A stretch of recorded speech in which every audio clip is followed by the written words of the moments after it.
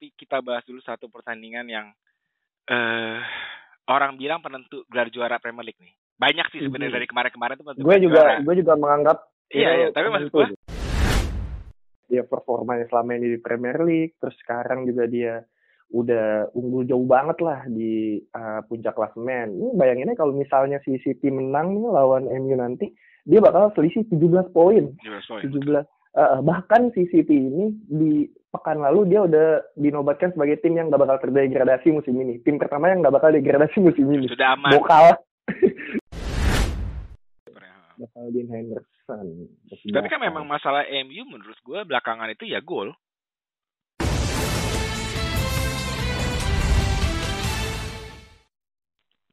Kembali lagi di Super Soccer Podcast. Halo semuanya, apa kabar? Semoga masih tetap sehat seperti 50 episode sebelumnya. Gue Evan, di sini akan menemani kalian untuk episode 51. Dan gue ditemani oleh satu teman baru gue, baru kenalan gitu. Karena iya baru kenalan kan, bener dong. Kalau misalnya dalam konteks podcast baru kenalan, oke silakan diperkenalkan dirinya, Don. Ya, halo teman-teman pendengar Super Soccer Podcast, gue Doni Rahman yang sementara gantiin Rizky dulu. Rizky-nya lagi izin. Izin, betul. Lagi ada kegiatan lah dia. Yo. Oke, Don, kita langsung aja di episode gimana ini. Nih? Premier League makin seru. Bundesliga juga makin seru, tapi kita bahas dulu satu pertandingan yang orang bilang penentu gelar juara Premier League nih. Banyak sih sebenarnya dari kemarin-kemarin itu penentu juara. Gue juga menganggap iya, tapi maksud gue kalau kita ngelihat gitu, ini kan udah pekan ke-28. Jadi kayaknya benar-benar nih laga antara City dan United akhir pekan ini yang akan digelar pada Minggu jam 23.30 nanti itu benar-benar pertarungan gelar juara. Sepakat? Setuju gue. Karena ya dilihat sendiri aja City MU dua-duanya lagi di puncak, walaupun ya selisihnya lumayan lebar ya, berapa poin? 14 kalau nggak salah ya. Sekarang kemarin kan si MU kalah tuh sama seri ya sama Palace. Sementara City juga trennya lagi bagus banget, dia menang 15 kali berturut-turut di Premier League. Kayak gitu. Jadi kayak ya ini penentuan sih kalau City dia masih ngelanjutin tren baiknya, ya bisa dibilang ya Liga Inggris bisa jadi milik City. Ya, tapi gini, pertanyaannya menarik. Gimana? Menurut gue gini. Gimana? Selama Premier League musim ini berlangsung, kita sudah melihat banyak big match yang mempertemukan antara peringkat 1, peringkat 2, peringkat 3 lah, paham kan? Ya. Kayak dulu taruhlah MU pas ketemu Liverpool, kondisinya adalah mereka lagi memperebutkan peringkat 1 gitu. Oh iya benar. Iya kan gitu. Jadi ya. Nah, ini hasil pertandingan ini tidak akan mempengaruhi langsung gitu. Ya. Dan apakah kalau gue sih sebenarnya pesimistis bahwa MU menang pun dia bakal bisa jadi juara. Iya juga sih. Jadi memang menurut gue sebenarnya tensi match itu tidak se-hype misalnya dulu ketika ngelawan Liverpool gitu kan. Ya, yang benar-benar rebutan ya. Betul. Kalau gue sih ngeliat sih gitu ya. Ya bisa dibilang gitu sih. Cuman kan kalau lo tau lah kalau netizen ngelihat MU menang pasti kayak wah bangkit pasti gitu. Jelas MU memang kalau nggak tidak MU tidak makan. Iya. Itu udah jelas. Makanya kan kita juga episode ini episode MU Don. Kalau nggak kita nggak makan. Gila sih lu. Bener.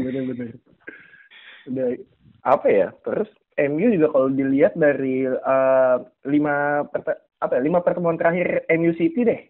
Kalau dibilang City yang bakal menang pun kalau ngelihat dari tren terakhir ya belum tentu juga, karena MU kalau dilihat-lihat dia setiap ngelawan tim gede itu dia selalu menurut gue sih nggak sejelek itu ya, selalu bisa nahan lah kalau bisa dibilang. Satu-satunya kekalahan musim ini di Premier League ngelawan tim Big Six gitu ya, status Big Six cuma Arsenal memang.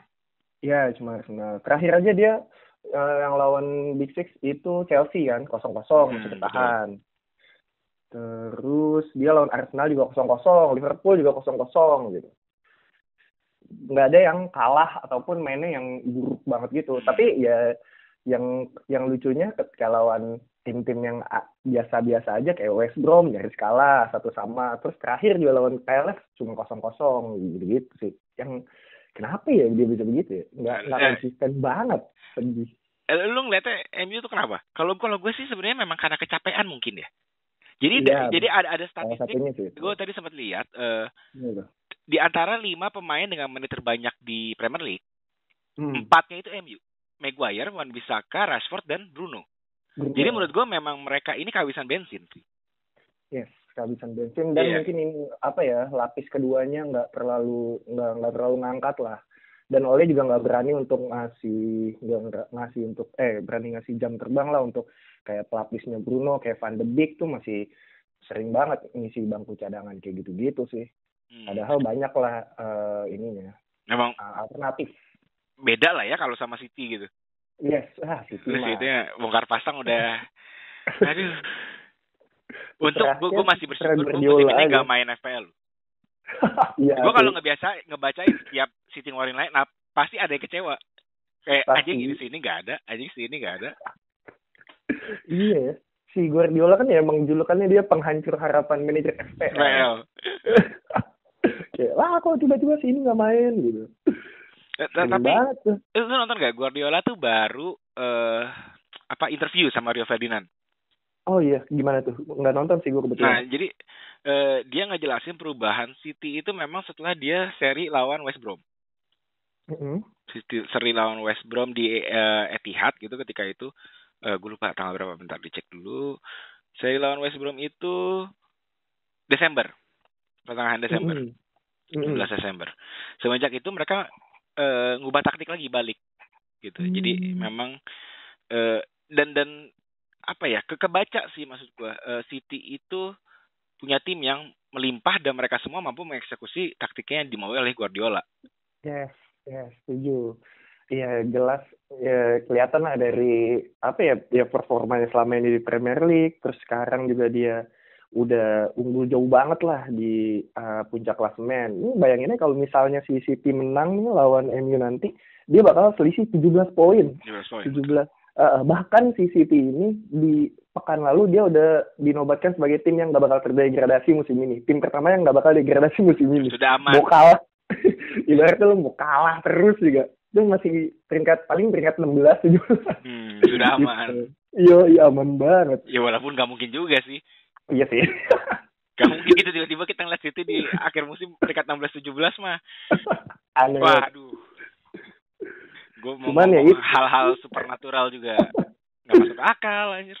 Yes, cuman dan pertandingan-pertandingan selanjutnya juga City nggak terlalu, bisa dibilang nggak terlalu berat lah ya. Next 5 pertandingan selanjutnya abis lawan MU ini ada Southampton, ada Fulham, Leicester, Leeds, Villa. Paling yang berat ya Leicester doang.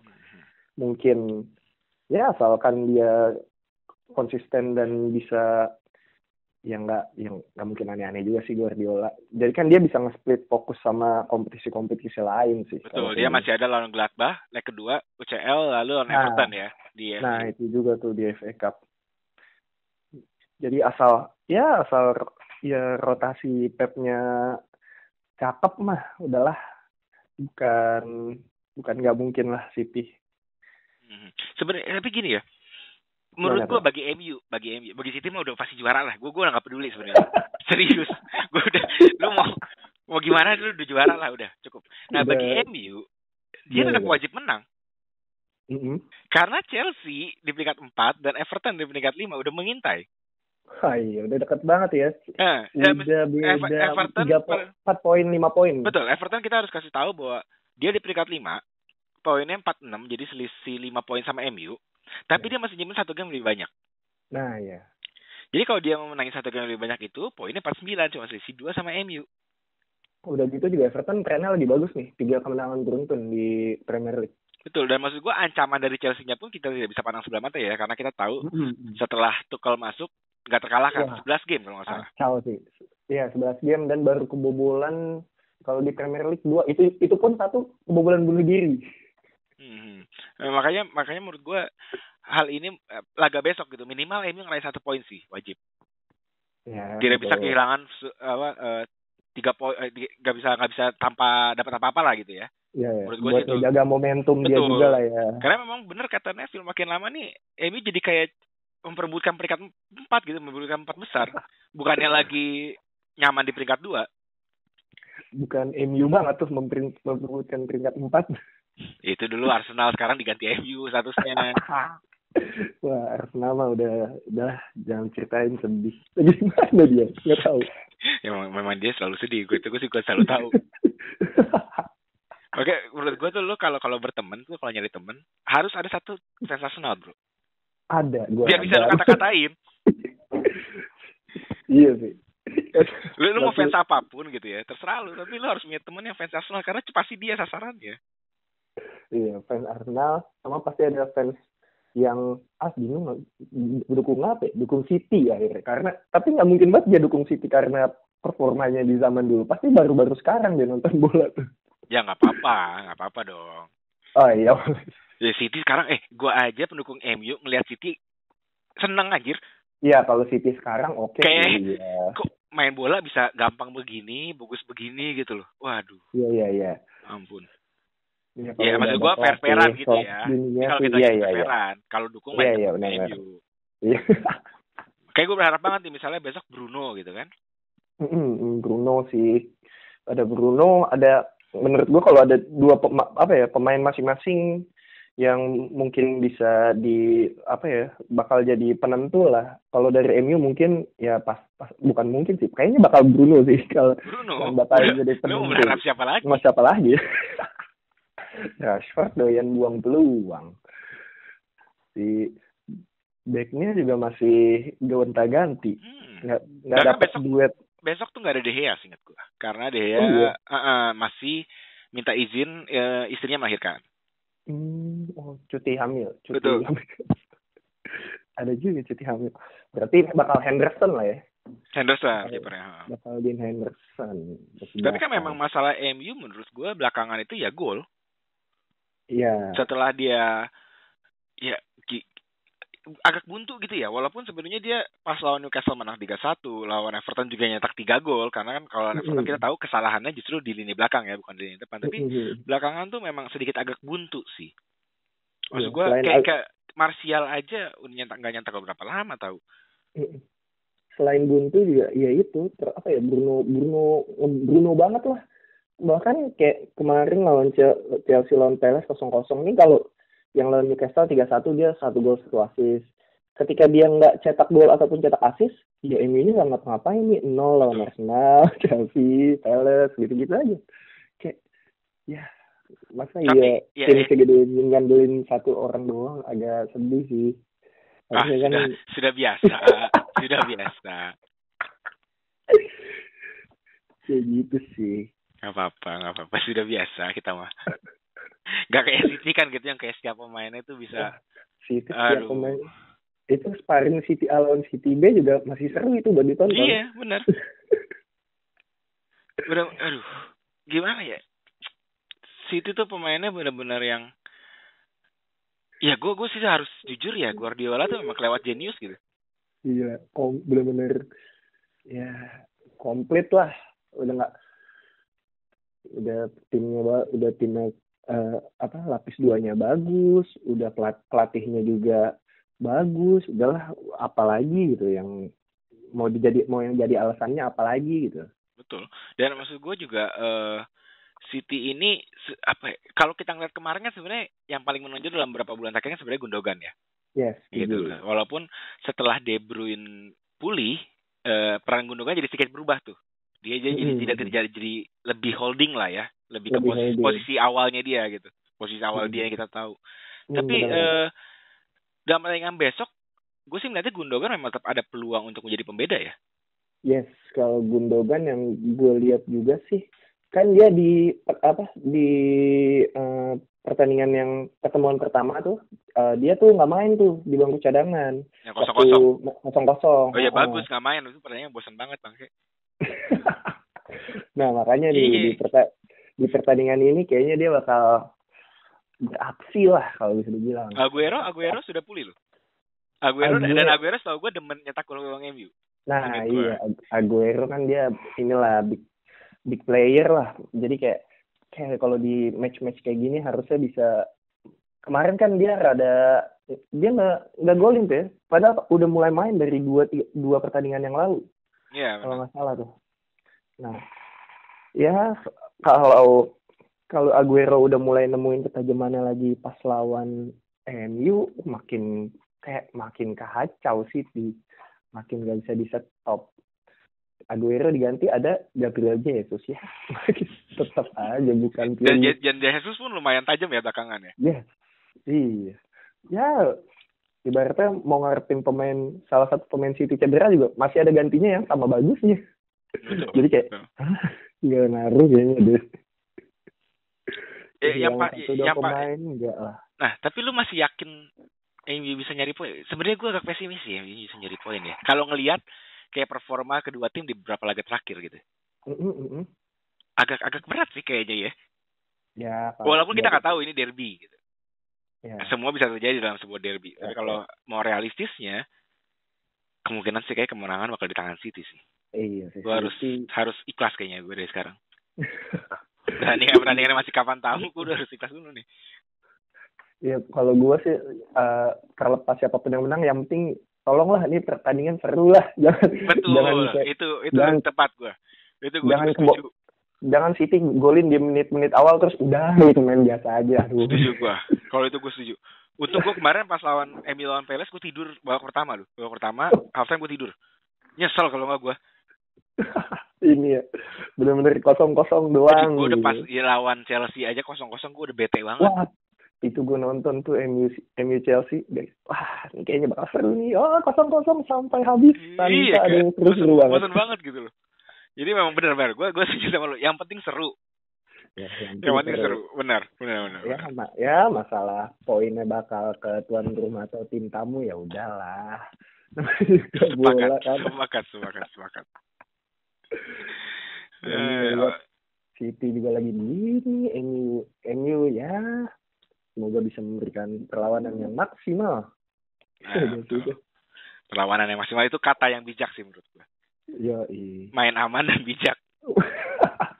Ya kan kita nggak tahu kan ya. Maksud gue bisa aja semaksimalnya MU itu cupu gitu. Semaksimal. Bener nggak? Udah berusaha.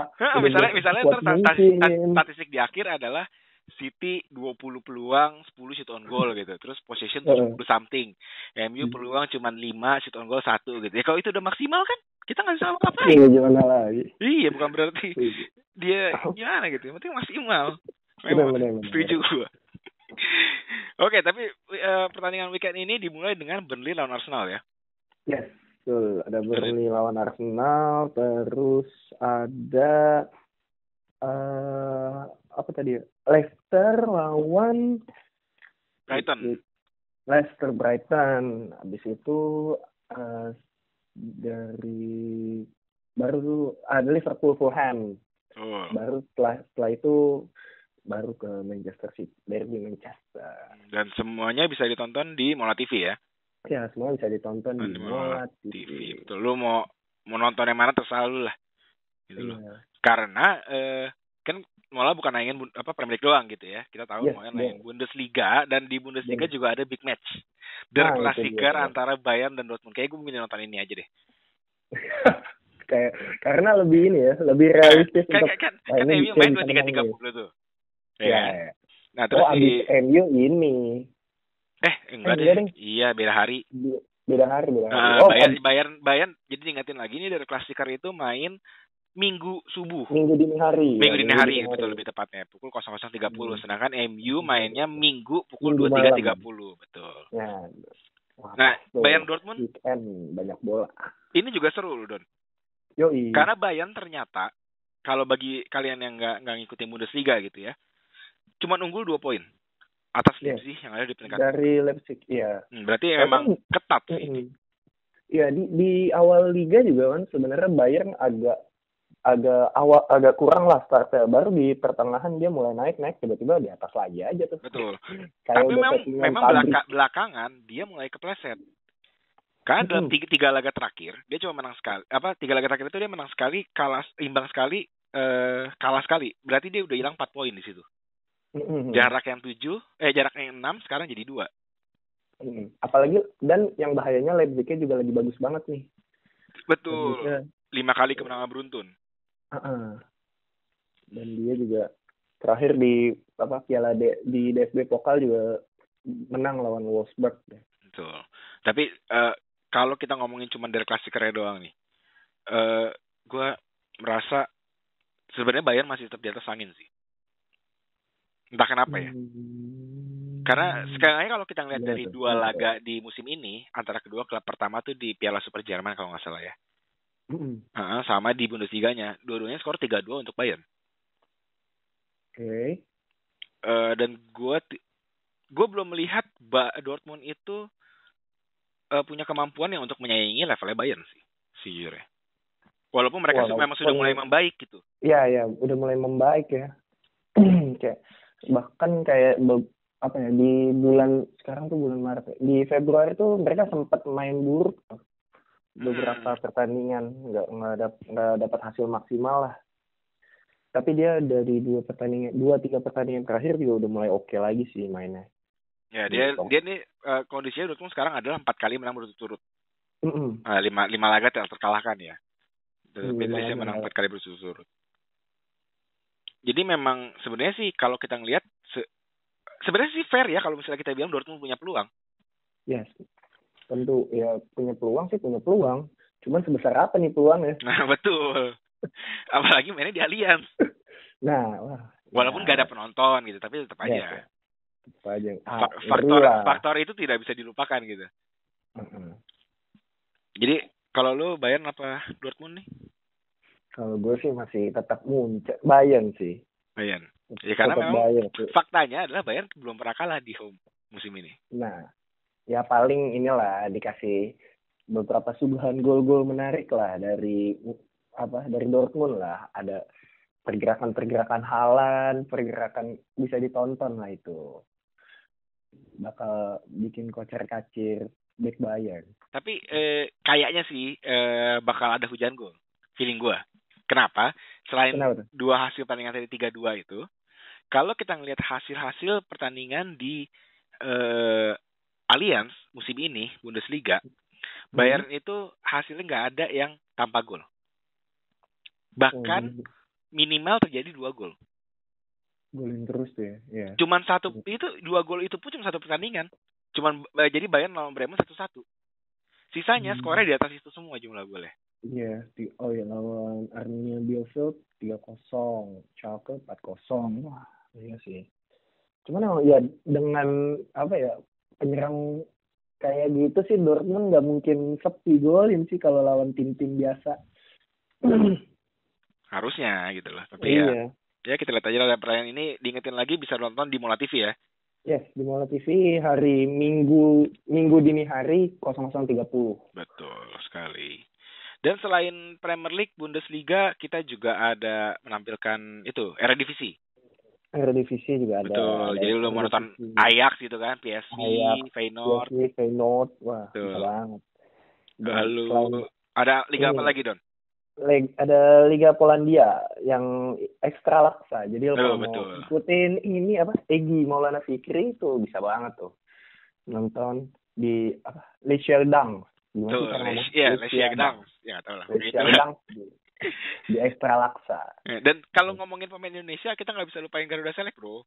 Wah iya, Garuda Select juga seru banget tuh. Apalagi dia kan dikemasnya secara ini ya, kayak series gitu tuh. Kalau maksud gue kalau nonton di yang Dream Chaser-nya gitu ya, yang tersedia di seluruh dunia, lu memang itu udah kayak reality show lah. Asik. Walaupun gak reality show, memang kejadian itu pemain-pemain memang kerja keras gitu di sana. Yes. Buat latihan. Betul. Jauh dari rumah, lagi corona, kena lockdown. Tapi masih semangat. Tetap semangat.